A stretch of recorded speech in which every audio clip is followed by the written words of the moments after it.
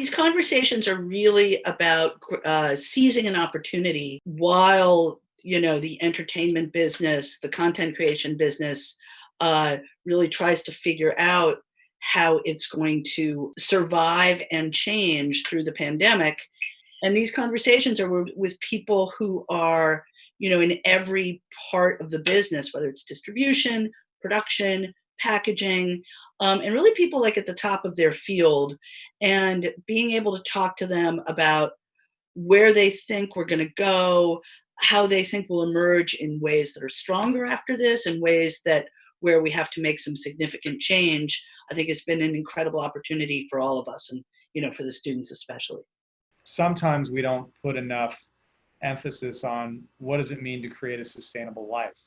And really, Christine and Pam and Killer are one of the examples I use frequently because they're constantly reinventing themselves as storytellers, as filmmakers, and frankly, as survivors in a really tough business. What's really amazing about the independent film world is that it's kind of designed and built to withstand change and withstand crises in a way that a lot of the studio businesses and some of the other businesses are not.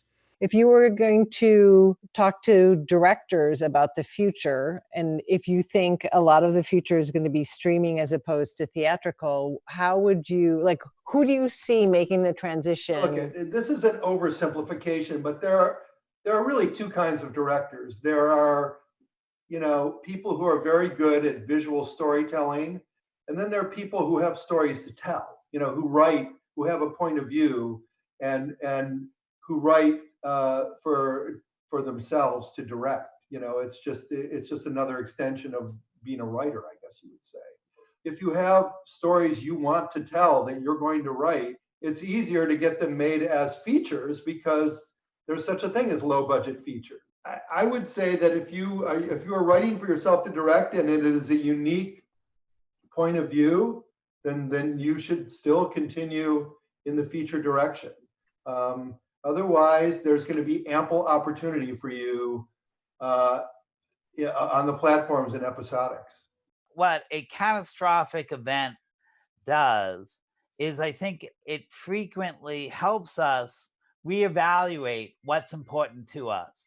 You're going out into a really a world that has been leveled in many ways, and to have possession of your heart and mind, your emotions and ethics of what matters most to you and what you want to do is a great spot, because that puts you in the 5% of the population that has actually done that work.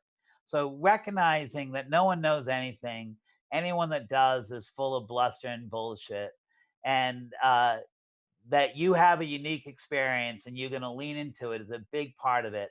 And then the next piece, which to me is always what's really key on to me, not only to spend your time while you're in school, but also this is the constant act of being a student, which all great artists always will be, it is evaluating what you love, and why you love it.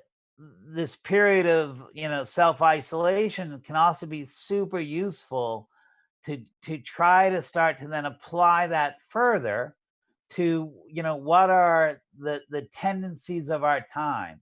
In some ways, what's happening, Alfie, and where does the world go? Let's look at that. And what are the things that are true in terms of a cultural and industry standpoint?